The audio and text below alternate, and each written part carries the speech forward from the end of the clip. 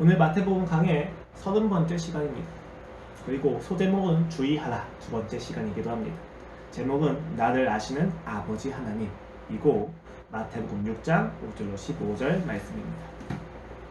함께 봉독하도록 하겠습니다. 시작! 또 너희는 기도할 때 외식하는 자와 같이 하지 말라. 그들은 사람에게 보이려고 회당과 큰 거리 어귀에 서서 기도하기를 좋아하느니라. 내가 진실로 너희에게 이르노니 그들은 자기 상을 이미 받았느니라. 너는 기도할 때 내 골방에 돌아가 문을 닫고 은밀한 중에 계신 내 아버지께 기도하라. 은밀한 중에 보시는 내 아버지께서 갚으시리라. 또 기도할 때 이방인과 같이 중언부언하지 말라. 그들은 말을 많이 하여야 들으실 줄 생각하느니라. 그러므로 그들을 본받지 말라. 구하기 전에 너희에게 있어야 할 것을 하나님 너희 아버지께서 아시느니라. 그러므로 너희는 이렇게 기도하라. 하늘에 계신 우리 아버지여, 이름이 거룩히 여김을 받으시오며 나라의 마옵시오며 세상에서 이루어진 것 같이 땅에서도 이루어지이다. 오늘 우리에게 일용할 양식을 주시옵고 우리가 우리에게 죄 지은 자를 사하여 준 것 같이 우리의 죄를 사하여 주시옵고 우리를 시험에 들게 하지 마옵시고 다만 악에서 구하시옵소서.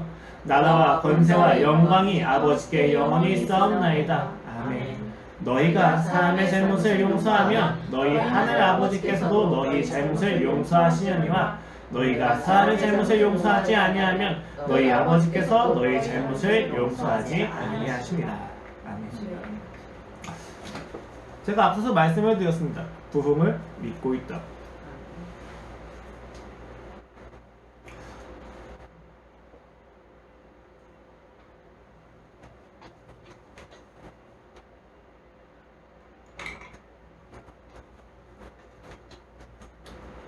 부흥을 믿고 있습니다. 저희는 누구보다 큰 부흥을 믿고 있습니다. 그런데 여러분, 부흥의 본질은 무엇입니까? 무엇이 부흥을 가져올 수 있습니까? 부흥을 가져오는 것은 어디에 있습니까? 라고 하는 거에서 반드시 있어야만 하는 것들 중에 하나가 기도입니다. 기도가 있었을 때 부흥이 옵니다. 그런데 기도가 원인은 아닙니다. 그렇다면 부흥과 기도가 어떤 상관성이 있을까요? 그 부분을 오늘 조금 더 깊이 살펴보고자 합니다. 지난주 주의할 내용이 6가지의 공통적인 사항이라고 함께 살펴보았습니다. 단순한 금지 명령이 아니라 정확히 알라는 것이었습니다. 너희가 이것을 하지 말라가 아니라 야, 너희가 이것을 정확히 알고 있어야 된단다 라고 이야기하는 것이었습니다. 그 정확히 알아야만 하는 내용이 무엇이었습니까? 하나님께서 시작하셔서 하나님으로 맞춰야만 한다는 것입니다. 이때 외식이라고 하는 것은 하나님이 시작하신 것을 자신이 맡아야만 한다고 생각하는 불신입니다. 하나님이 시작하신 것을 알지 못했을 때 우리는 불신이 올라오고 그 불신 가운데 우리는 외식을 할 수밖에 없습니다. 주께서 율법을 주신 것을 통해서 나 자신을 입증해야만 하는 비본질에 붙잡혀서 살아갈 수밖에 없다는 것입니다. 자신의 신분을 확인하지 못하는 자, 하나님께서 나를 그 자녀로 만들었다는 것을 확인하지 못한 사람은 자신에게 주어진 율법을 누릴 수가 없습니다. 그 율법을 보면 그 율법을 행해서 이루어서 성취해서 자기 자신을 입증해야만 하는 악순환으로 빠지게 되는 것입니다. 그것을 우리가 율법주의라고 이야기드렸습니다. 자신의 소유와 행위와 능력을 가지고 자신의 존재를 입증해야만 하는 딜레마입니다. 그러나 하나님은 예수 그리스도를 통해서 우리의 존재를 이미 확증하셨습니다. 우리는 그 신분이 확인된 상태에서 율법을 봐야만 합니다. 그때 율법은 우리에게 하나의 의무가 아니라 율법은 우리의 권리가 되어줍니다. 신자가 이 땅에서 하나님에 대한 절개를 지키고 살아가는 것은 이 땅의 다양한 가치들에 대해서 포기해야만 한다고 하는 억압이 아니라 이 땅의 다양한 가치들에 대해서 자유한 자들의 특권입니다. 우리는 한 여자만을, 한 남편만을 사랑할 수 있는 자유가 있는 자들입니다. 이때 우리에게 율법은 권리입니다. 이 하나님과의 인격적인 관계 안에서 우리는 더 큰 율법을 누리게 됩니다. 그것이 바로 사랑이라고 말씀을 드렸습니다. 오늘 본문에서 예수님께서 반복해서 이야기하시는 건 보이는 것과 보이지 않는 은밀한 것에 대한 대조입니다. 이것은 단순히 가시적이냐 비가시적이냐에 대한 이야기가 아니라 세상에서 인정하는 방식과 세상이 인정하지 않는 방식의 대조라고 말씀을 드렸습니다. 그리고 하나님과의 관계는 세상이 결코 인정할 수 없는 방식 중에 하나입니다. 왜냐하면 하나님과의 관계는 철저히 인격적이기 때문입니다. 우리가 하나님과의 관계에서 확인해야만 하는 것은 인격과 사랑이기 때문입니다. 그래서 이러한 배경 아래에서 구제를 한다는 것은 내가 얼만큼 베풀 수 있는 사람인지를 이야기하는 것이 아니라 내가 어떤 자였는지, 내가 얼마나 비참한 자였는지, 내가 이렇게 비참하였는데 하나님께서 나를 어떻게 구원하셨는지에 대해서 집중하는 것이라고 말씀을 드렸습니다. 이때 구제는 의무가 아니라 자유입니다. 이때 구제는 우리에게 결단을 통해서 이루어져야만 하는 어떤 상황, 사회적인 복지가 아니라 우리의 일상이 되어진다는 것입니다. 오늘은 주제가 기도입니다. 그리고 여러분 오늘 본문 말씀을 읽으시면서 굉장히 익숙했을 것입니다. 주기도문입니다. 교회 문화권 아래에서 자라셨다면 못 을 수가 없죠. 예수님께서 명령하신 기도라는 점에서 우리는 정말로 이 기도를 많이 접해왔습니다. 그리고 신학적으로도 이 기도에 대해서 정말로 많은 연구 자료들이 있습니다. 너무나도 세심하고 너무나도 면밀한 조사들이 이 기도에는 전제가 되어 있습니다. 그런 관점에서 사실 오늘 보면 설교의 내용이 정말로 많이 있습니다. 단순한 주제만 따지더라도 20가지는 훨씬 넘을 정도로 이 주제에선 정말로 많은 것을 우리가 함께 나눌 수가 있습니다. 그러나 너무 면밀하고 또 세심하게 연구된 게 필요하지만 항상 전체적인 구조에 대한 이해가 필요합니다. 주기도문이 상상수훈의 맥락에서 나왔다는 것을 모르는 분들이 꽤 많이 있습니다. 주기도문이라는 게 어떤 문맥인지 모르고 그냥 주기도문 자체만 예수님께서 명령하셨다 정도만 기억하시는 분들이 좀 많이 있다는 것입니다. 그런 상태에서 우리가 주기도문을 보게 되면은 주기도문을 예수님이 지적하신 바와 같이 중언부언하는 것과 같이 할 수도 있다는 위험을 우리가 인식해야만 합니다. 그런 점에서 오늘 본문은, 오늘 설교는 주기도문에 대해서 좀 더 큰 맥락 안에서 보고자 합니다. 산상수훈이라고 하는 맥락 안에서 어떤 위치를 지녔고 그 위치 가운데서 이 주기도문이 어떤 것을 근거로 하고 어떤 것을 목적으로 하는지에 대해서 우리가 함께 살펴보고자 한다는 것입니다. 오늘 본문에서 주기도문은 그러므로 라고 시작합니다. 운이라고 하는 헬라어인데 이 접속사는 앞선 문장의 내용을 근거로 뒤의 내용이 이어진다는 것을 표시해주는 인과적 접속사입니다. 그러면 우리는 설교를 볼 때 혹은 성경을 볼 때 그러므로를 보면 주의가 깊어야만 합니다. 왜요? 앞의 내용이 무엇인지 정확히 인식하지 못한 상태에선 뒤에 있는 내용을 이해할 수가 없기 때문입니다. 오늘 그러므로 너희는 이렇게 기도하라 라고 이야기하셨다면 우리는 그 앞에 있는 내용이 어떤 것인지 정확히 이해해야 된다는 것입니다. 그리고 실제로 성경에서 이 그러므로가 사용되는 용례가 정말로 많이 있지만 굉장히 많은 경우 실천적인 겉면이라는 점에서 우리는 더욱더 인식을 잘 해야만 합니다. 왜 그렇습니까? 앞에 있는 내용이 무엇인지 모르는 상태에서 뒤에 있는 실천적인 겉면을 우리가 행할 때 우리가 행하는 율법들이 왜곡될 수 있는 가능성이 너무 많아지기 때문입니다. 예를 들어 보겠습니다. 유진이가 저한테 요리를 해줍니다. 맛있는 식사를 항상 해주죠. 감사합니다. 근데 가끔 식사를 하다가 재료가 없으면 저한테 부탁을 하죠. 뭐 좀 사오라고. 그럼 이렇게 이야기합니다. 내가 오늘 저녁에 이 요리를 할 건데 이 요리에 콩나물이 필요해. 근데 콩나물이 없어. 그러니까 가서 콩나물 좀 사와. 그런데 콩나물 살 때는 500g이 아니라 1kg을 사야 돼. 왜냐하면 콩나물이 생각보다 수미주만 적어지거든. 그래서 콩나물 1kg을 사와 라고 이야기를 합니다. 그럼 당연히 듣고 가서 1kg을 저는 사야죠. 근데 문제는 뭐냐면 남자들은 앞에서 이야기한 내용을 잘 까먹는다는 거예요. 왜 1kg이 필요한지에 대해서 까먹습니다. 그럼 무슨 일이 일어납니까? 편의점을 가서 1kg을 사라고 했으니까 사면 되잖아요. 살까요? 안 삽니다. 왜요? 저는 콩나물을 싫어하기 때문입니다. 저는 콩나물 별로 좋아하지 않아요. 그래서 1kg을 사라고 했는데 안 살 수는 없으니까 500g을 사서 갑니다. 사서 가면 혼나죠. 명확한 결과입니다. 여러분 무슨 이야기입니까?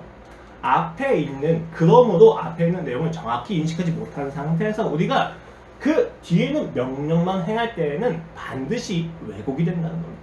내가 편한 대로 해석을 하게 되는 것이 인간의 본성입니다. 그렇기 때문에 우리는 그 앞에 있는 내용을 정확히 봐야만 합니다. 로마서 1장에서 11장 전반에서는 복음의 교리를 잘 요약해놨습니다. 너희가 죄인이다. 너희는 의의가 없다. 예수 그리스도만 의이다. 그리고 그 예수 그리스도를 의로서 믿을 때 너희가 의롭다. 칭함을 받는다. 이렇게 이야기하니까 공격이 있잖아요.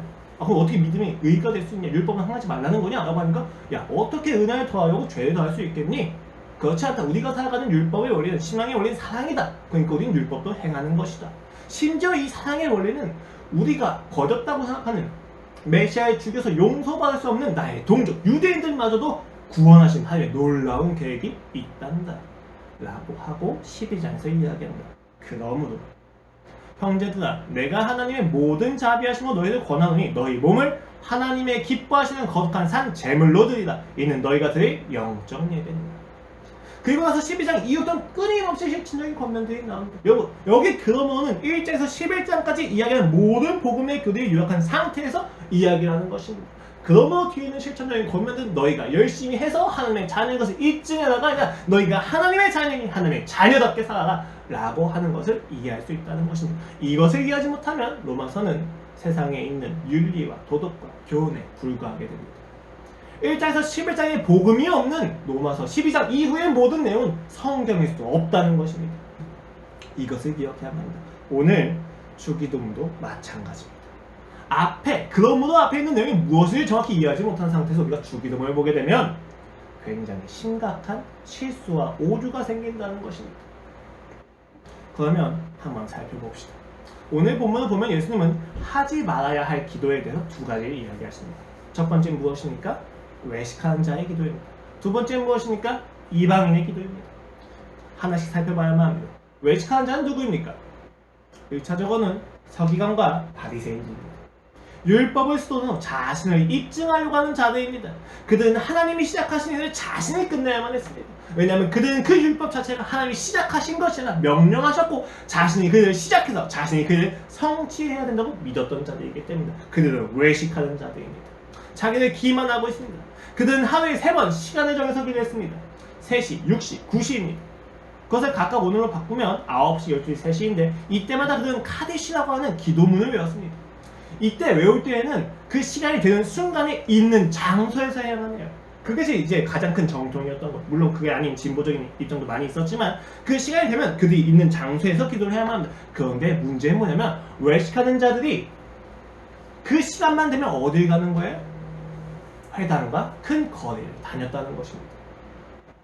그곳에서 그들은 할 수밖에 없다고 하는 위선을 가지고 기도를 해냈던 것입니다. 엎드려서 큰 소리로 부르짖으면서 기도를 했습니다. 그것을 예수께서 지적하시는 겁니다. 왜요? 그들이 하는 기도가 사람에게 보이기 위해서 하는 거라는 것입니다. 여기 보이기 위해서라고 하는 것은 단순히 눈에 보인다를 넘어선다고 이야기 드렸습니다. 세상 사람들에게 인정받을 수 있는 기도를 말씀을 드렸습니다. 그것이 아니라면 우리는 이런 내용들을 보고 그래 우리는 기도를 보이는 데서 하면 안 되지, 함께 기도하면 안 되지, 각자 예배가 끝날 때마다 각자 보이지 않는 공간에 숨어서 기도해야지 라고 이해할 수도 있다는 거예요. 그런데 중요한 건 장소가 아닙니다. 장소는 중요한 본질이 아니에요.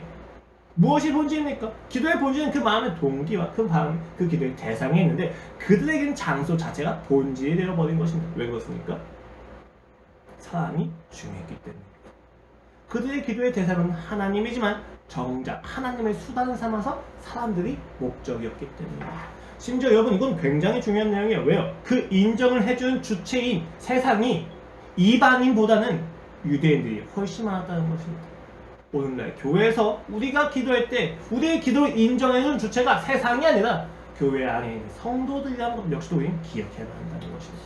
이건 우리에게도 똑같이 중요한 질문을 던져줍니다.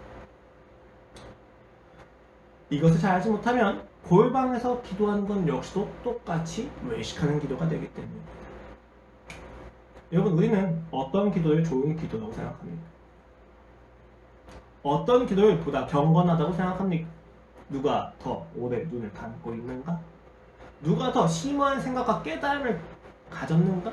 누가 더 크게 소리쳐서 부르짖었느냐? 누가 더 진정성을 가지고 누가 더 큰 진심을 가지면 누가 더 간절하게 하나님을 바랬는가? 이것이 정말 기도의 본질입니까? 이것이 정말 좋은 기도라고 이야기할 수 있는 요소들입니까? 진정성과 깨달음과 감격과 내 감정의 요동심 등 그리고 그 기도를 통해 얻어진 만족의 정도가 우리의 기도의 본질이냐고 하는 것입니다. 정말로 기독교에서만 하나님의 대상을 하는 기도에서만 얻어들 수 있는 요소들입니까? 라고 묻는 것입니다. 그 자체는 하나님에 대한 반응이지 본질일 수는 없습니다. 계속해서 살펴봅시다. 두 번째로 하지 말아야 될 기도는 이방인의 기도입니다. 당시 이방인들은 당연히 유대인이 아닌 외국인이죠. 갈릴리 지방에서는 외국인이 굉장히 많이 있었고 그 외국인들이 우상들을 향해서 기도하는 모습도 그들이 쉽게 접할 수가 있었습니다. 그 모습을 예수님은 중언부언이라고 이야기합니다. 중언부언을 원어로 정확히 이야기하면 쓸데없이 그리고 의미 없는 말을 하는 경우를 의미합니다. 명사에는 형용사를 붙이고 형용사에는 부사를 붙이면서 미사여가 계속해서 늘어나는 기도 중언부언입니다. 같은 말을 반복해서 하는 기도 중언부언입니다. 그런데 오늘 본문에서 중언부언을 이러한 문맥에서 사용했으니까 여러분 잘 생각해 보셔야 돼요. 수식어를 붙이는 게 잘못된 게 아닙니다. 말을 반복하는 것 자체가 잘못된 게 아닙니다. 왜요? 수식어는 내가 지금 기도하는 대상에 대해서 깊은 경외심을 나타낼 때 내가 할 수 있는 최선의 기도하며 같은 말을 반복하는 것은 이 기도 제목이 그만큼 내게 간절하고 갈급하다는 것을 의미해주기도 하기 때문입니다. 우리가 중언부언을 생각할 때 단순한 기도가 답이다 라고 이해한다면 그것 역시도 중언부언이 될 수 있다는 것을 알아야 합니다. 그렇다면 중언부언, 오늘 본문에서 이야기하는 중언부언의 본질, 중심이 무엇이냐라고 했었을 때 이후에 이어지는 기도를 정확히 보시면 됩니다. 이방인들이 하는 특징이 있다는 것입니다. 그들은 말을 많이 하여야 들으실 줄 생각하는 것. 중언부언의 본질이 무엇입니까? 말을 반복한다가 아닙니다.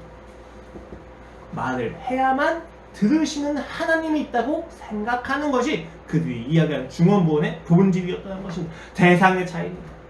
내 진정성이 얼만큼 탁월해야, 내가 얼만큼 열심히 기도해야, 내가 많이 말을 해야, 내 필요성을 설득해야만 듣는 신이 있다고 생각하는 것이 바로 중언부언이라는 것입니다. 중언부언의 본질은 기도의 대상이 인격적인 하나님이 아니라 비인격적인 신이었다는 것이 중요하다는 것입니다. 그들은 그 진정성과 진심을 입증하기 위해서 자학을 서슴지 않습니다.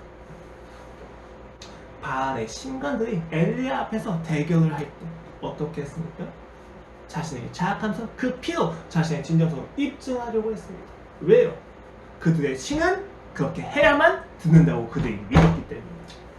중언부언의 본질은 무엇입니까? 내가 보다 진정성을 가지고, 내가 보다 진심을 가지고, 내가 보다 큰 열심을 보여줘서 그 신을 내 마음대로 통제하고 움직이고 싶은 게 중언부언의 본질입니다. 반복하고 수식어 붙이고 이런 게 아니에요. 보다 본질적인 이야기를 우리가 해야만 한다는 것입니다. 물론 이 두 가지 외식하는 자들의 기도와 이방인이 하는 기도는 차이가 있지만 사실 오늘 예수님 하신 지적에선 같은 공통점을 가지고 있습니다. 그것이 무엇입니까? 대상이 인격적이시고 전능하신 하나님이 아니라 사람이거나 우상이 하는 것입니다. 이때 이들이 하는 기도의 공통점에는 항상 진정성과 열심이 들어갑니다. 한국적으로 표현하면 치성인 거죠. 내가 얼마나 열심이고 내 마음이 얼마나 진심인지를 보여줘서 상대의 마음을 움직여서 그 상대의 내 마음대로 통제하고 싶은 통제력입니다. 왜 그때 우리가 진정성을 보여주고 싶어 합니까? 여러분, 우리가 언제 기도하죠? 해결할 수 없는 문제를 당면할 때입니다. 그럴 때 우리는 이 해결할 수 없는 문제, 즉 나의 능력과 내 소유를 해결할 수 없기 때문에 내 능력과 소유를 넘어선 누군가의 개입을 원한다는 것입니다. 그런데 그 누군가를 개입시키려면 뭐가 필요한 거예요?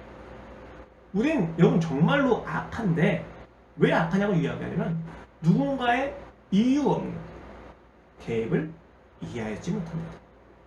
공짜가 좋다고 이야기하지만 여러분 우린 공짜만큼 경계하는 것도 없습니다. 그 상대가 사랑만을 가지고 내 인생에 개입한다는 것은 우리는 믿지 못합니다. 그래서 우리는 그 상대가 움직일 만한 합리적인 근거를 내 진정성과 열심을 가지고 제시합니다. 이해가 되는 거예요. 왜요? 이해할 수 없는 누군가의 개입이 내게 또 다른 부담이 되기 때문에 왜요? 이 사람이 언제든지 나를 떠날 수도 있다는 거절감에 대한 부담도 같이 올라옵니다. 그 부담 속에서 우리는 어떻게 합니까? 이 사람이 나와 함께 있는 이유에 대해서 스스로 제공을 하는 거예요. 그것이 바로 내 진정성과 내 열심입니다. 누군가가 나를 사랑해주면 고마워라고 하면 되는데 누군가가 나를 사랑해주는 거에 부담을 느낍니다. 왜요? 그 상을 받을 만큼의 내가 되어야 된다고 스스로 제공해야 되는 거예요. 이 모든 욕구의 본질이 통제욕입니다. 자신의 상황을 정확히 이해하려고 하는 겁니다. 자신에게 주어진 모든 상황도 알고 있어서 정확히 대응하려고 하는 것입니다. 통제욕입니다. 아니 당연한 자기 방어잖아. 맞아요. 자기 방어예요. 그런데 여러분 통제욕이 그 밑에 있다는 것을 아셔야만 합니다. 어느 누가 자기의 모든 상황과 자신에 대한 모든 상대의 의도와 진정성을 이해할 수 있습니다. 여러분, 세상에 이해할 수 없는 일이 많이 있습니다. 그런데 우리는 끊임없이 이해하려고 합니다. 이해하려고 하는 건 괜찮습니다. 문제는 이해하지 못하는 것이 내게 불안이 되는 것 자체가 문제입니다. 이해하려고 하는 노력은 좋죠. 근데 이해하지 못했을 때 느껴지는 절망과 좌절감과 불안이 문제가 된다는 것입니다. 우리는 이러한 불안을 해결하기 위해서 기도합니다. 재밌는 건 여러분, 이 기도는 기독교의 전유물이 아니라고 항상 말씀드렸습니다. 그래서 이 기도는 사실 두 손을 모으고 눈을 감는 것뿐만이 아닙니다. 제가 이야기했던 맥락에서 기도란 결국 자신의 사회에서 이해되지 않는 것을 이해하기 위해서, 스스로 이 상황을 통제하기 위해서 노력하는 모든 것이 기도가 됩니다. 삶이 좀 불행합니다. 가난합니다. 이 가난이라는 문제 해결하기 위해서 공부합니다. 사실 기도와 다를 게 없습니다. 왜요? 내 진정성과 내 열심과 내 능력을 보여서 이 상황을 이해하려고 하는 것과 같기 때문입니다. 이때 여러분, 우리는 이 기도를 통해서 굉장히 중요한 약점을 알게 됩니다. 세상의 기도는 결국 자신을 원인으로 제공하는 것입니다. 그럼 이 세상의 기도가 언제 절망되었습니까? 하나님, 신이 내게 무언가를 안 해줄 때 절망되는 것이 아니라 그것을 통해서 내가 제공한 원인이 거절당했다는 것에 절망합니다. 뭐 가끔은 그 기도가 들어진 것처럼 여겨질 때도 있습니다. 상황이나 이게 이렇게 기도가 해서 이렇게 들어주셨네? 감사하죠. 그래서 자랑합니다. 우리는 그래서 그 하나님을 자랑하는 것처럼 느껴지지만 사실 자랑의 근본과 중심은 무엇이 있습니까? 내가 그 놀라우신 하나님을 이 진정성과 열심을 가지고 움직였다고 하는 통제력입니다. 우리의 죄성입니다. 우리가 기도할 때 언제 행복합니까? 내 통제력, 내가 제공한 원인이 허락되었을 때. 우리가 언제 절망합니까? 내가 제공한 원인이 거절당했습니다. 여러분, 인간은 신에게 절망하지 않습니다. 인간은 항상 자기 자신에게 절망합니다. 그때 우리가 신을 원망하는 거죠. 기억하셔야만 합니다. 내 진정성과 내 노력과 내 열심을 가지고 내 인생과 내 상황이 통제되지 않았을 때마다 느껴지는 우리의 모든 원망과 분노와 그 질문은 근본이 통제력이 있습니다. 이 상태에선 어떤 기도를 하더라도 중원본에 불과하게 됩니다. 뿌리 깊은 자기중심성입니다. 세상은 끊임없이 이렇게 기도합니다. 물론 나름의 상이 있습니다. 그들이 이미 자기 상을 받았느니라 라고 본문은 이야기하고 있습니다. 그 상이 무엇입니까? 자기의 진정성에 대해서 인정받는 성취감입니다. 자신이 자신의 마음대로 그 삶을, 상황을 통제했다고 하는 것에 대해서 얻어낸 성취감입니다. 그것이 자랑되어지고 그것이 절망되어진다는 것을 알아야 합니다. 이때 하나님은 내 노력에 따라서 움직이는 기계가 되거나 내 노력에도 움직이지 않는 무관심한 존재가 되어야 됩니다. 우린 누구보다 그 하나님을 비인격적으로 대하는 것에 특화되어 있습니다. 여러분, 근데 이게 마치 딴 사람처럼, 딴 나라 이야기처럼 생각이 들 수도 있는데 정확히 이야기 드리겠습니다. 하나님을 비인격적으로 대한다는 것은 우리가 우리의 이웃도 비인격적으로 대한다는 것을 의미합니다. 아니라고 이야기하고 주장할 수 있습니다. 그러나 깊이 논의한다면 거기서 우리는 벗어날 수 없습니다. 왜요? 결국 우리는 자기 중심성을 버리지 못하기 때문입니다. 내 생각에 따라서 내가 이해하는 한도 안에서 우리는 스스로의 상황과 이웃을 다 생각하기 때문입니다. 이것은 비인격입니다. 그렇다면 예수님께서 명하시는 기도는 무엇이 그토록 다릅니까? 그가 이야기하신 해야만 하는 기도는 무엇입니까? 오늘 본문은 다음과 같이 이어집니다. 너는 기도할 때 네 골방에 들어가 문을 닫고 은밀한 중에 계신 너희 아버지께 기도하라. 은밀한 중에 보신 너희 아버지께서 갚으시리라. 여기 골방이라는 단어가 나왔는데 이 골방은 창고, 매실, 저장실, 미실 다양하게 쓰입니다. 중요한 것은 뭐냐면 은밀함과 같이 결부되어서 아무도 보이지 않는 곳에 있다는 건데 그 적극적인 의미는 하나님과의 관계에 집중하는 것에 방해받지 않는 것을 의미합니다. 특히 회당과 거리 등과는 대조되는 것이죠. 사람이 있지 않고 온전히 하나님께만 집중할 수 있는 장소라는 것입니다. 이 장소는 두 가지 의미가 있죠. 누군가에게 의해서 방해되지 않는다는 것도 있고 사람에게 보이기 위해서 기도하는 사람들에겐 기도할 수 있는 장소가 아니라는 것도 의미합니다. 이것을 통해서 예수님이 이야기하십니다. 야, 너희가 세상의 방법과 세상의 기준이 아니라 하나님의 방법과 하나님의 기준에 따라서 기도해야 된단다 라고 이야기하는 것입니다. 그렇다면 그 기준은 무엇입니까? 이렇게 이어져서 8절 말씀입니다. 그러므로 그들을 본받지 말라. 구하기 전에 너희에게 있어야 할 것을 하나님 너희 아버지께서 아시느니라. 신자가 해야 될 기도는 보다 높은 진정성, 보다 깊은 진실, 보다 순결한 무언가가 아니라 대상이 있습니다. 우리는 내가 말을 해야만 아는 신을 믿고 있는 것이 아니라 내가 말하기 전에 이미 내 필요를 모두 알고 계시는 아버지 되신 하나님께 기도한다는 것입니다. 그것이 신자의 기도가 가지고 있는 분별입니다. 그것이 신자의 기도가 가지고 있는 본질입니다. 우리는 아무에게 기도하지 않습니다. 우리는 아무에게나 기도하지 않습니다. 우리는 나를 아시는, 나보다 나를 더 잘 아시는, 내게 필요한 것을 아시는 하나님 아버지에게 기도합니다. 진정성을 호소하는 것이 문제가 되지 않습니다. 내 필요를 경쟁해가지고 누구의 더 기도가 진정성이 있는지를 다투면서 하나님께 제시하지 않아도 됩니다. 왜요? 그는 이미 내게 필요한 것을 아시기 때문에 내게 있어야 할 모든 것을 아시는 아버지께 우리는 기도합니다. 그것이 바로 주기도입니다. 세상은 자신을 어필해야만 합니다. 세상은 자신을 각인시켜야만 합니다. 자신의 필요가 무엇인지 그 필요에 맞는 정당성을 제공하고 설득해야만 합니다. 왜요? 그대에게 신이 난 내 통제를 위한 수단이기 때문에 거래하는 거죠. 그러나 우리는 설득하지 않습니다. 제가 가끔 말씀드린 게 그거예요, 여러분. 우리는 하나님께 동정을 구하지 않습니다. 하나님 나를 동정하여 주시옵소서 이야기하지 않습니다. 우리는 기도할 때 당당합니다. 왜요?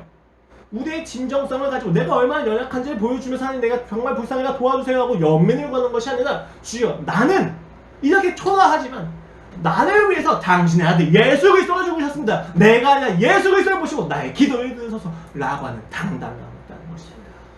당당함이 자기 일처럼 보여지기 때문에 어휘를 바꾼다면 담대함입니다. 우리의 연약함과 우리의 그 부족함이 기도하는데 아무런 방해가 될 수 없다는 것입니다. 그래서 그것을 마치 불쌍한 것을 도와줘야 하는 정당한 이유인 것처럼 하나님께 제시하지 않습니다. 여러분이 불쌍하신 건 여러분의 그 상황, 여러분의 그 모든 부족함은 기도의 이유가 되지 않습니다. 하나님께 기도할 수 있는 정당성이 되지 않습니다. 하나님께 정당성을 이야기할 수 있는 유일한 근거는 내가 그의 아들이 되었다는 것입니다. 아들의 기도가 아니면 듣지 않으시기 때문입니다. 나 자신 너무 불쌍하게 여기지 마십시오. 우리는 다 피해의식이 있어요. 내가 불쌍해야만 합니다. 내가 보다 동정을 받아야만 합니다. 이래야만 도움을 받을 수 있다고 생각합니다. 아니에요, 여러분. 나는 자녀이기 때문에 도움을 받는 것입니다. 이때 우리가 하는 기도는 하나님 그 자신에게 집중되어집니다. 그의 이름이 거룩해지는 것이 중요해집니다. 그의 나라가 이곳에 임하는 것이 중요해집니다. 왜요? 그들을 만나고 싶은 겁니다. 이게 우리가 하는 기도의 본질입니다.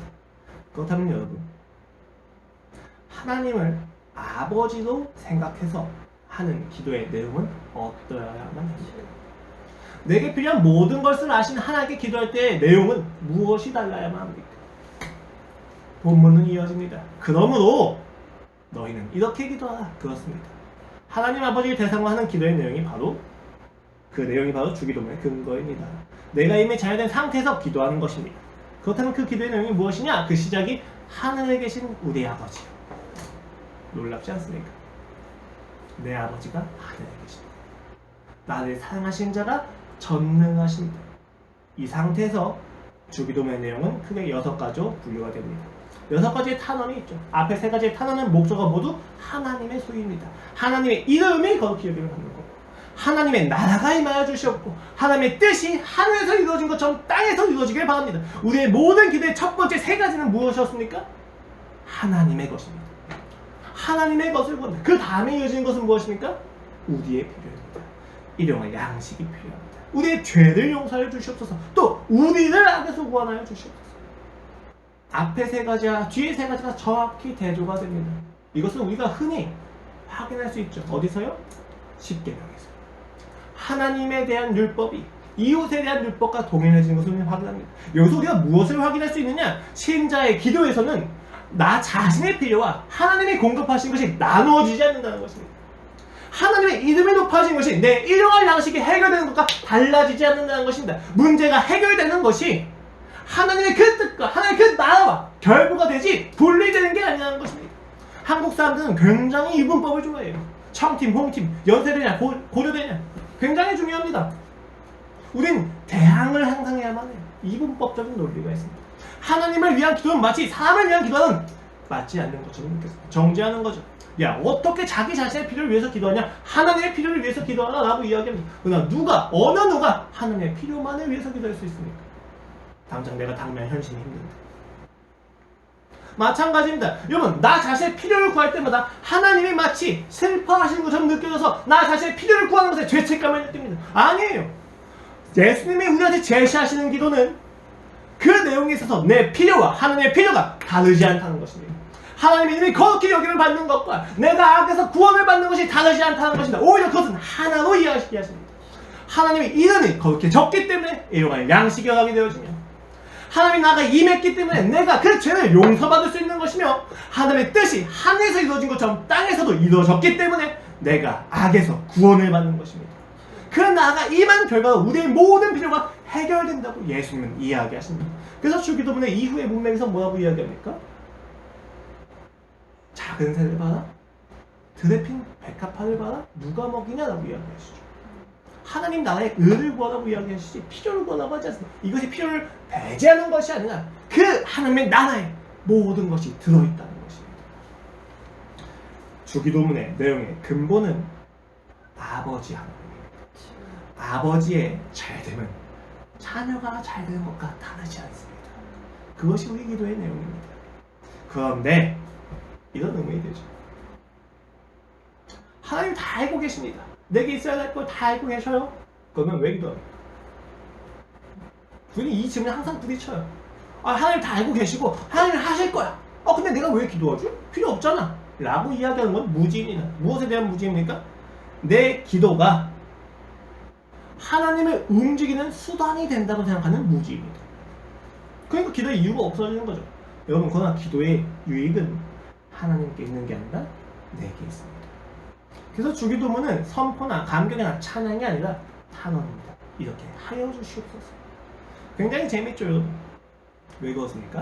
이건 역시도 아버지이시기 때문입니다. 그가 아버지이시기 때문에 이 기도는 일로 이루어지는 것이 아니라 하나님을 아는 것에 목적이가 있습니다. 이걸 잘 이해하지 못할 수도 있어요. 그런데 여러분, 이렇게 보십시오. 에스겔서 36장 말씀입니다.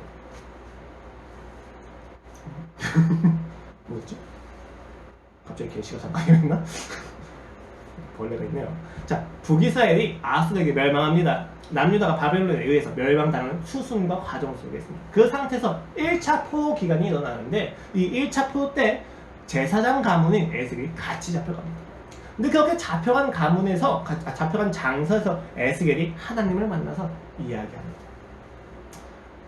이때 그 에스겔은 이스라엘이 얼만큼 죄를 지었는지 그리고 그들이 얼만큼 심판을 당해야 하는지 이야기하십니다. 그러나 하나님이 포기하지 않는다는 것을 근거로 회복을 선포합니다. 24절 말씀입니다.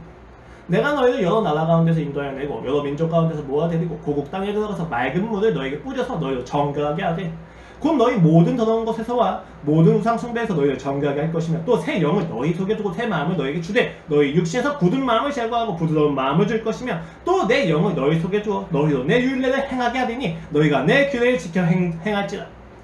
내가 너희 조상들에게 준 땅에서 너희가 거주하면서 내 백성이 되고 나는 너희 하나님이 되리라. 포로 잡혀간 이스라엘 백성들이 약속하신 게 무엇입니까? 내가 이렇게 할 거야 라고 약속하신 내용이 뭐예요? 너희가 돌아올 거예요. 근데 여러분 되게 재밌어요. 37절 말씀입니다. 여호와께서 이같이 말씀하셨느니라. 그래도 이스라엘 족속이 이같이 자기에게 이루어지기를 내게 구하여야 할지라. 왜요?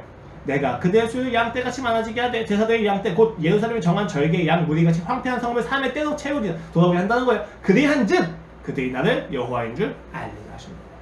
왜 구하러 가십니까? 어차피 이루어질 일이에요. 이미 다 아셔요. 근데 왜 구하러 가십니까? 이 일이 하나님으로부터 비롯됐다는 것을 확신하고 누리게 하시기 위해서 구하라고 하십니다. 우리의 기도의 목적이 무엇입니까? 하나님이 움직이게 하는 거 아닙니다.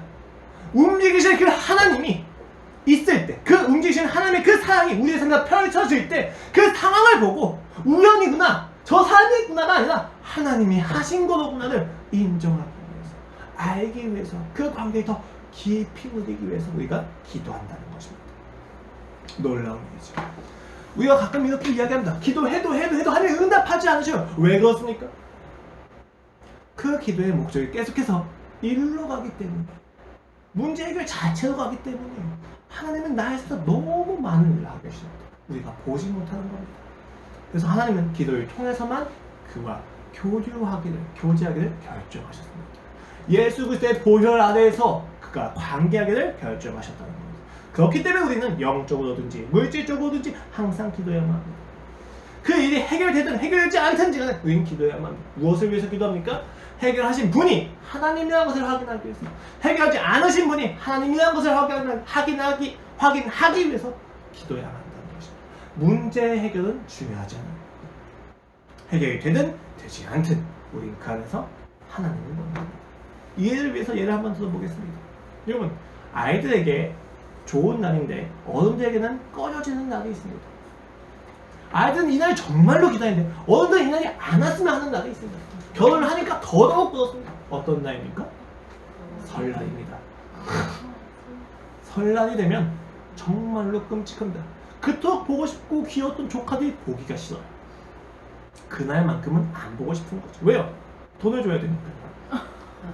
물론 여러분, 제가 지금까지 그 형들로부터, 사촌 형들로부터 정말로 많이 돈을 받고 사랑을 받았습니다. 그러나 그건 그때 일이고 줘야 될 때는 또 다른 거예요. 만약에 이렇게 줘야 된다는 것을 알았다면 물가 계산을 해가지고 내가 더 많이 받았겠죠. 물가가 많이 올라갔잖아요. 그러니까 난 주고 싶지가 않은 거죠. 너무 당연한 이야기예요. 그런데도 불구하고 우리는 준비를 합니다. 근데 여러분, 우리가 되게 재밌는 게 우리는 항상 조카들을 보고 돈을 줄 것을 생각하고 갑니다. 그런데 그래서 심지어 조카를 못 본다고 하더라도 그 부모나 할머니한테 돈을 주고 맡겨서 나중에 돈 주세요 라고 하고 가기까지 합니다. 돈을 줄 준비가 이미 됐어요. 그런데 조카들이 딱 보자마자 돈 줄게 하고 주지 않습니다. 어떻게 해야만 줍니까? 내 앞에 절을 해야 돼요. 내 앞에 절하고 덕담 한마디 해야 돈을 줄 수 있는 겁니다. 왜요? 절 받고 싶어서 할까요? 아니에요. 관습이기 때문입니다. 우리가 그렇게 배워왔던 거죠. 근데 여러분, 이건 설날 때만의 이야기가 아니에요. 어떨 때도 그렇습니까? 자, 이모한테 주세요 라고 하세요. 자, 이모한테 감사합니다 하세요. 왜 굳이 그렇게 얘기해요? 어차피 줄 거예요. 왜 굳이 인사를 시키고 왜 굳이 달라고 이야기하라고 합니까? 그 달라고 하는 이야기가, 그 세배가 나를 움직이는 원인입니까? 아니요. 돈을 주는 원인은 내 사랑이지 그들의 요청이 아닙니다. 근데 왜 이야기합니까? 그들의 예의 교육을 위해서입니다. 그들의 유익을 위해서입니다. 여러분, 기도가 이와 같습니다.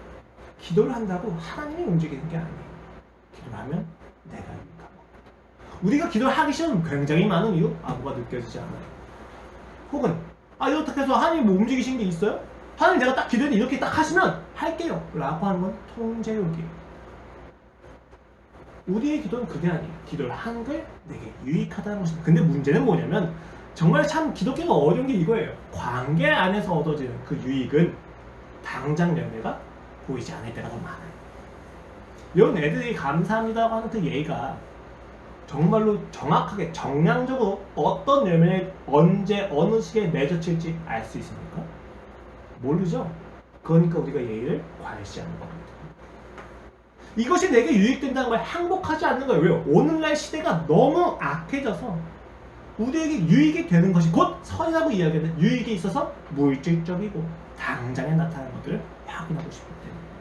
왜 그토록 아이들 게임에 빠집니까? 왜 그토록 아이들 유튜브를 하고 싶어 합니까? 유튜브 크리에이터가 왜 그토록 대통령보다 높은 직업이 되었습니까? 간단하죠. 빠릅니다. 자극적입니다. 당장 시도할 수 있는 것처럼 보입니다. 대통령 하려면 적어도 40년 걸린단 말이에요. 그러니까 빨리 하고 싶은 거, 당장 할 수 있는, 잘못됐다는 이야기가 아니라 그런 원리들이 숨겨져 있다는 겁니다. 그러나 기도는 우리의 유익을 위해서 해야만 한다는 것입니다. 이것도 아버지 하나님의 대상을 하는 것에 있어서의 유익입니다. 근데 두 번째, 이런 문제가 있습니다. 하나님이 주시는 게 꼭 내가 원하는 게 아닐 때가 있습니다. 오히려 하나님은 내가 필요한 것보다는 내게 필요하지 않은 것, 혹은 더 나아가서 내가 싫어하는 것을 주기도 할 때가 있다는 것입니다. 그래서 종종 우리는 그의 사랑을 폭력으로 느낍니다. 왜 주여 내게 이런 가정을 주셨습니까? 주여 왜 내가 학창시절에 이렇게 따돌림을 당해야만 했습니까? 주여 나는 왜 더 아파야만 했습니까? 주께서 나의 필요를 다 하신다고 하는데 왜 내게 주신 건 필요가 아닙니까? 라고 이야기할 때가 있다는 것입니다. 두 가지 이유에서 그렇습니다. 첫 번째는 순서적인 차원이 있고 두 번째는 죄성에 대한 문제입니다. 순서에 대한 이야기 잠깐 해보겠습니다. 여러분 굉장히 재밌는 게 신앙에서는 문제를 해결하기 위해서 교회에 왔다가 하나님을 만나는 사람이 있어요. 그렇죠? 대부분 그렇습니다. 근데 문제가 해결돼서 하나님을 만나는 사람도 있지만 문제가 해결되지 않아서 하나님을 만나는 사람도 있습니다. 그 방법은 굉장히 다양하죠. 기독교를 비판하기 위해서 성경을 보는 사람이 하나님을 만나기도 합니다. 혹은 진짜로 하나님을 만나고 싶어서 성경에 있다가 하나님을 만나기도 합니다. 문제가 해결되는 건 언제인지 확신할 수가 없습니다. 여자를 만나러 왔다가 하나님을 믿어서 목사님이 되신 분들 많이 있습니다. 제 주변에도 막 두세 명 돼요. 그렇죠? 그 방법에 있어서 무엇이 답이다 라고 이야기할 수 없어요. 통제되지 않는 하나님입니다. 두 번째는 죄성의 부분이 있습니다. 무엇입니까? 내가 죄로 인해서 내게 진짜 필요한 게 뭔지 모를 때가 있습니다. 우리는 그 많은 상황 속에서 내게 진짜 필요한 게 이거야 라고 얘기하지만 하나님이 보시기에 진짜 필요한 게 다를 때가 있어요. 굉장히 큰 비극입니다. 우리는 가족을 부양하기 위해서 돈에 시작하는 가장의 이야기가 생소하지 않습니다. 가족을 부양하기 위해서 돈을 벌어야 되는데 돈을 벌다 보니까 가족과 멀어지는 비극을 우리는 너무 쉽게 접합니다. 또 전 과목 100점을 받아서 학생의 부모님도 칭찬을 받습니다. 이 아이가 더 열심히 공부합니다. 당연히 부모님이 기뻐해 주는 거죠. 부모님도 기쁩니다. 그런데 어느 순간부터 부모님과 함께하는 시간이 불편해지기 시작합니다. 어느 순간부터 부모님과 함께 밥 먹는 시간이 불편해지기 시작합니다. 왜요? 공부하는데 방해가 되기 때문이죠. 그 아이는 점점 공부에 집중을 합니다. 그래서 밥 먹자는 이야기 폭력을 이야기합니다. 엄마, 난 지금 밥 먹는 것보다 공부하는 게 중요해요 라고 서운해합니다. 그래서 부모님이 아 그래? 그 아이를 빼놓고 따로 가서 저녁을 먹으면 그건 그거 되어 서운합니다. 내가 왜 공부하는지 알아주지 않아요. 아이의 자기중심성입니다. 나만 생각하고 내가 하는 진정성만 생각하는 자기확신입니다. 그 자기확신으로 하여금 그는 자신의 필요만 중요하지 자신에게 진짜 필요한 게 무엇인지를 이해하지 않습니다. 이 아이한테 진짜 필요한 게 무엇입니까? 공부하기 위한 시간입니까? 아니에요. 공부한다고 식탁을 박차고 자기 방 안에 들어갔을 때 그 닫혀진 문을 보면서 하염없이 기다리는 부모님의 사랑이 그 아이에게 필요합니다. 100점을 받지 않아도 괜찮다는 것을 인정해주는 부모님의 사랑이 필요하다는 것입니다. 우리는 우리의 필요를 너무 많이 착각하고 난다는 거죠. 우리가 하나님의 응답을 확인하는 분별에 있어서 굉장히 많은 혼란이 있습니다. 기도에 대해 들어주지 않으셔. 하나님 나의 필요를 채워주지 않으셔. 때가 안 찼기 때문일 수도 있고 내가 원하는 필요가 하나님이 주시려고 하는 것과는 다르기 때문일 수도 있습니다. 중요한 것은 이 두 가지 혼란의 중심에는 같은 문제가 있다는 것입니다. 그 문제가 무엇입니까? 나의 필요가, 내가 주장하는 필요가 분별의 기준이 된다는 것입니다. 하나님 내게 하셔야 되는 응답에 있어서의 기준이 무엇이냐? 내 필요가 된다는 것입니다. 이때 우리에게 심각한 악영향이 생기는데 하나님과의 관계가 급속도로 매만 우리의 영혼이 파괴해져 간다는 것입니다. 여러분 저는 필요를 구하지 말라고 하는 게 아니에요. 문제 해결 기도하십시오. 돈이 필요하면 돈을 구하셔야 되고 여자가 필요하면 여자를 구하셔야 되고 사랑이 필요하면 사랑을 구하셔야죠. 우리의 기도는 자유함이 있습니다. 주여 내가 돈이 필요해요. 복권 좀 되게 해주세요. 기도할 수 있습니다. 그 기도가 잘못된 게 아니에요. 왜요? 그것과 하나님의 나라가 분리된 게 아니기 때문입니다. 그런데 문제는 무엇입니까? 내가 원하는 필요가 들어주지 않는다는 것을 기준 삼는 것입니다. 내 필요가 되어지지 않으면 기도가 응답받지 않는 거야. 이게 되어지지 않으면 나는 영광받지 못하는 거야. 하나님은 내가 복권이 당첨되지 않으면 영광받을 수 없어라고 결정짓는 인간의 자기중심성이야말로 진짜 큰 문제가 된다는 것입니다. 이것은 신앙인들도 마찬가지입니다.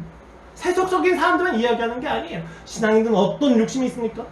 주여 내가 주의 이름을 위해서 전도가 많이 되어야만 합니다. 주여 내가 교회가 더 커지기를 원합니다. 주여 내가 더 놀라운 사랑을 하길 원합니다. 라고 우리는 스스로 속이기도 합니다. 드라마틱한 무언가를 기도하는 거예요. 일상적인 것이 아니라 드라마틱한 무언가, 극적인 무언가를 확인해서 하나님과의 관계를 확인하고 싶은 겁니다. 여러분 아버지와의 관계는 드라마틱한 걸로 이루어진 것이 아니라 일상에서 이루어집니다. 그럼에도 불구하고 우리는 여전히 난 그래도 돈이 필요해 라고 이야기합니다. 알고 있습니다. 여러분 성경으로 말씀드리겠습니다. 시편 106편입니다. 우리가 우리의 조상들처럼 범죄여 사악을 행하며 악을 지었나이다. 우리의 조상들이 애굽에 있을 때 주의 기이한 이들을 깨닫지 못하며 주의 크신 인자를 기억하지 않고 바다 곧 홍해에서 거역하였나이다. 그러나 여호와께서는 자기의 이름을 위하여 그들을 구원하셨으니 그의 큰 권능을 많이 알게 하려 하심이로다. 이에 홍해를 꾸짖으시니 곧 막으니 그들을 인도하여 바다 건너가기를 마치 광야를 지나감 같게 하사 그들을 그 미워하는 자의 손에서 구원하시며 그 원수의 손에서 구원하셨고 그들의 대적들은 물로 덮으시며 그들 중에서 하나도 살아남지 못하였도다. 이에 그들이 그의 말씀을 믿고 그를 찬양한 노래를 불렀도다. 그러나 그들은 그가 행하신 일을 곧 잊어버리며 그의 가르침을 기다리지 아니하고 광야에서 욕심을 크게 내며 사막에서 하나님을 시험하였도다. 그러므로 여호와께서는 그들이 요구하는 것을 그들에게 주셨을지라도 그대의 영혼은 쇠약하게 하셨도다. 이것부터 시작해서 42절에 이르기까지 시편 기자는 이스라엘 백성이 얼마나 하나님이 많은 기적을 행하신지 하나하나 이야기합니다. 태양을 멈추게 하셨습니다. 여리고를 무너뜨리게 하셨습니다. 대적들을 이기게 하셨습니다. 정말로 많은 기적이 있었습니다. 그 기적을 이야기하는 동시에 그러나가 붙으면서 너희가 죄지었다는 이야기입니다. 43절의 결론이 무엇입니까? 여호와께서 여러 번 그들을 건지시사 그들은 교묘하게 거역하며 자기 죄하고 말미암아 낮아짐을 당하였죠. 여러분, 우리의 삶에서 나의 문제가 필요가 해결된다고 해서 우리가 하나님을 믿습니까? 우리는 그걸 착각합니다. 그게 하나님이 맞습니까? 하나님은 그걸 들어줄 수 없는 이유가 있다는 거예요. 그걸 들어주는 것이 하나님의 하나님 대신을 포기하는 것인데 들어줄 수 없는 이유가 있는데 우리는 그걸 이해하지 않아요. 이게 필요합니다. 내가 이것만 해결되면 신자로 살 수 있는 철저히 기만당하고 있습니다. 철저하게 자기 중심에서 나올 수가 없는 거예요. 그들은 교묘하게 자기 죄하고 말미암아 낮아지는 것입니다. 너희는 기적으로 내 구원으로 해결될 수 있는 인생이 아니다. 그런데 성경 말씀이 여기서 끝나지가 않습니다. 시편의 결론입니다. 44절 말씀부터입니다. 그러나 성경에서 참 그러다는 참 많이 써요. 그렇죠? 그러나 여호와께서 그들의 부르짖음을 들으실 때 그들의 고통을 돌보시고 그들을 위하여 그의 언약을 기억하시고 그 크신 인자하심을 따라 뜻을 돌이키사 그들을 사로잡은 모든 자에서 긍휼히 여김을 받게 하셨도다. 여호와 우리 하나님이여 우리를 구원하사 여러 나라로부터 모으시고 우리가 주의 거룩하신 이름을 감사하며 주의 영예를 찬양하게 하소서. 여호와 이스라엘의 하나님은 영원부터 영원까지 찬양할지어다. 모든 백성들 아멘 할지어다. 할렐루야. 여러분, 시편 기자가 뭘 찬양합니까? 기적? 구원? 아니, 언약을 기억하시고 부르짖음을 들으시고 인자하심을 따라 뜻을 돌이키사 긍휼히 여김을 받게 하소서. 하나님의 놀라운 사랑입니다. 우리가 응답을 확인해야 되는 기준이 어디 있습니까? 문제는 해결되기도 합니다. 해결되지 않을 때도 있습니다. 그러나 해결되든 해결되지 않든 우리가 우리의 기도의 응답을 확인할 기준은 하나님이 나를 아신다. 나를 아시는 하나님이 내게 지금 말씀하고 계시다는 겁니다. 그 사랑을 확인하는 것이다. 그 인격을 확인하는 것입니다. 내게 돈을 줘서 끝내는 하나님이 아니라 돈을 주면 준 대로 돈을 통해서 내게 보여주시는 사랑을 확인하는 것이고 돈을 주지 않으시나 돈을 주지 않으시는 하나님을 사랑하는 것입니다. 우리가 그 하나님을 만날 때에 비로소 기도가 응답된다는 것입니다. 주기도문의 요체가 무엇입니까? 나의 필요를 아시는 아버지입니다. 나의 필요를 아시는 아버지께 우리가 기도할 때 그 기도의 응답이 되든 되지 않든지 간에 그는 반드시 말씀하십니다. 아버지는 내가 원하는 필요를 해줄 때도 있고 해주지 않을 때도 있습니다. 대신 해주지 않을 때도 사랑하시고 해줄 때도 사랑한다는 것을 우리는 너무나도 잊어버립니다. 그가 나를 기억하시다는 것은 부족합니까?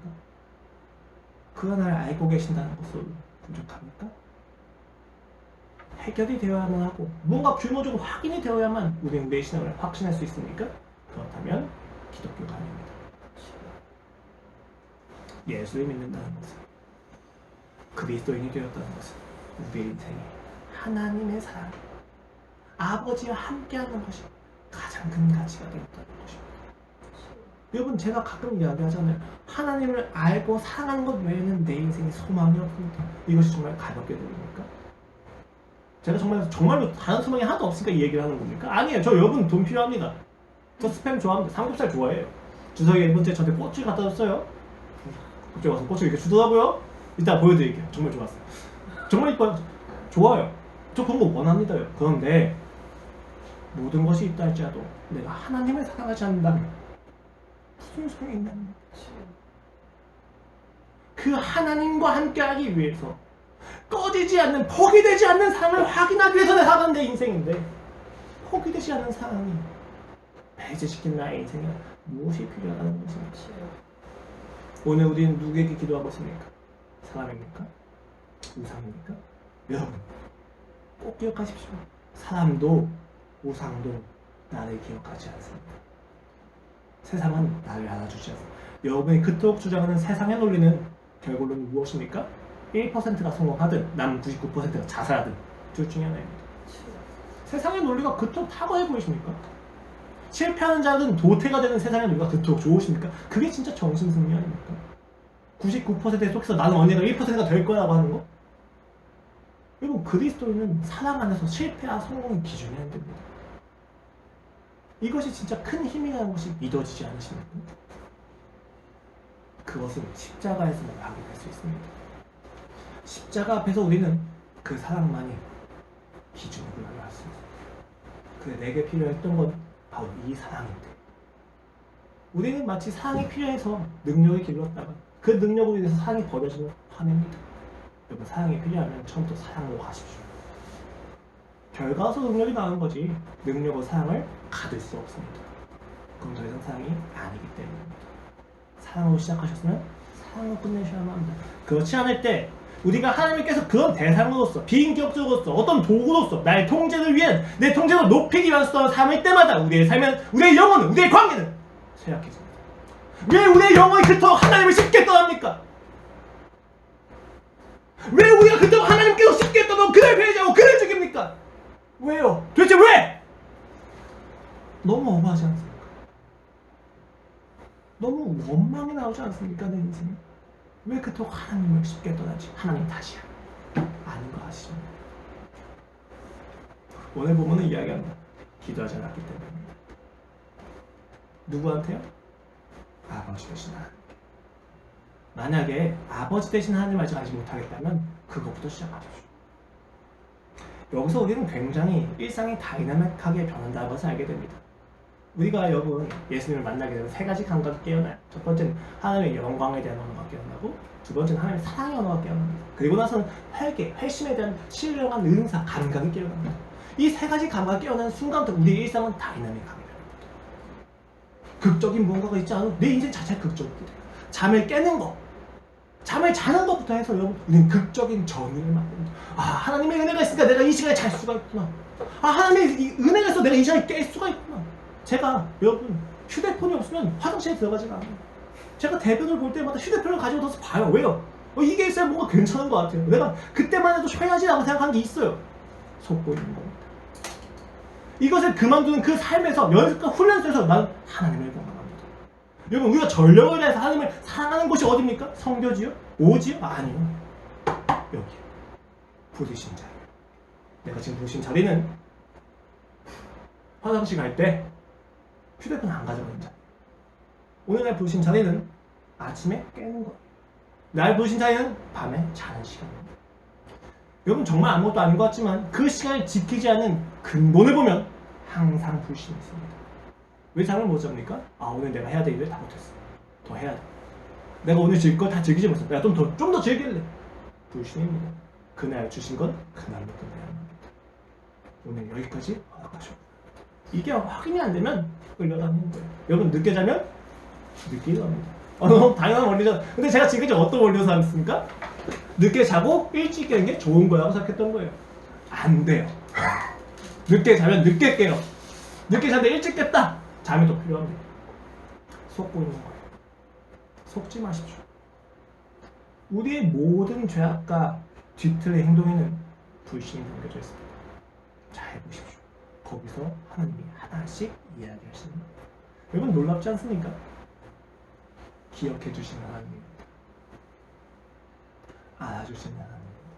내게 필요한 걸 정확히 하십니다. 거기서 시작하시는 거예요. 그 하나님으로 인해서 만족하시고 그 하나님에게 오늘 전력을 다하시는 여러분의 일주일이 되기를 기도하겠습니다. 기도하시겠습니다. 하나님 아버지, 오늘 이 자리에 계시는 것을 믿습니다. 주의 응답은 단 한순간도 끊이지 않았습니다. 주의 메시지는, 주의 음성은 멈춘 적이 없습니다. 다만 내가 기도하지 않았습니다. 물론 주님 저는 눈을 감고 두 손을 모으긴 했습니다. 그러나 아버지 되신 하나님을 믿지 못했습니다. 그 하나님을 알 수 없어서 나의 기도는 끊임없이 왜곡되었습니다. 주여 이제 우리가 기도하게 하소서. 여러분 아버지 주기도문을 3시간 동안 어떤 것인지 설명하는 것이 아니라 단 5분이라도 주기도문을 행하게 하소서. 하나님의 이름이 거룩히 여김받는 것을 갈망하게 하소서. 하나님의 나라가 이곳에 임하는 것을 열망하게 하소서. 주여 그 앞에서 그 안에서 우리의 모든 일용한 양식과 필요가 채워지는 것을 압니다. 주님 제 소망은 주님이 오시는 겁니다. 이미 오신 주님을 더 알아가는 겁니다. 더 사랑하는 것입니다. 거기서 우리의 일상이